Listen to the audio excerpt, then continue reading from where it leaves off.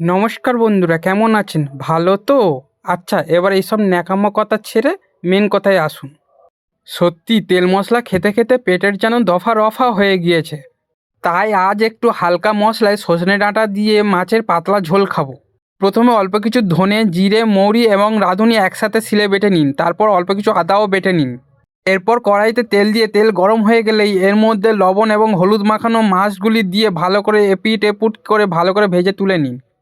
আমি কিন্তু আজ এখানে তেলাপিয়া মাছ নিয়েছি, আপনারা পারলে যে কোনো মিষ্টি জলের মাছ ইউজ করতে পারেন।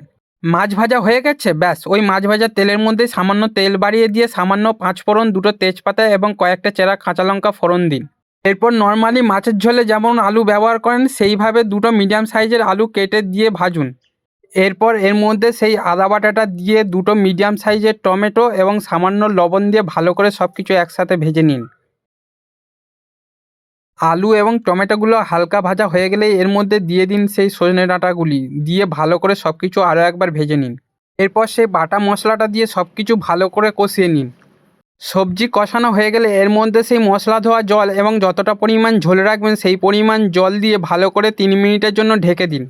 3 মিনিট হয়ে গেছে, ব্যাস এবার ঢাকনা খুলে দেখুন তো সজনে ডাঁটা এবং আলু সেদ্ধ হয়েছে কি না। সেদ্ধ হয়ে গেছে, তাহলে এবার সেই ভেজে রাখা মাছগুলো দিয়ে দিন। মাছগুলো দেওয়ার পর ঝোলটা টেস্ট করে দেখুন, যদি লবণ কম মনে হয় সেই পরিমাণ লবণটা দিয়ে দিন। বাস হয়ে গেছে, এবার নামিয়ে নিজে খান এবং ফ্যামিলির সবাইকে খাওয়ান। এতদিন তেল মশলা খেয়ে পেটের তো দফা রফা করেই ছেড়েছেন, এইবার এই রেসিপিটা একবার বানিয়ে খেয়ে দেখুন, তারপর আপনিও বলবেন আরে ভাইয়া অল ইজ ওয়েল। ভিডিওটি দেখার জন্য ধন্যবাদ।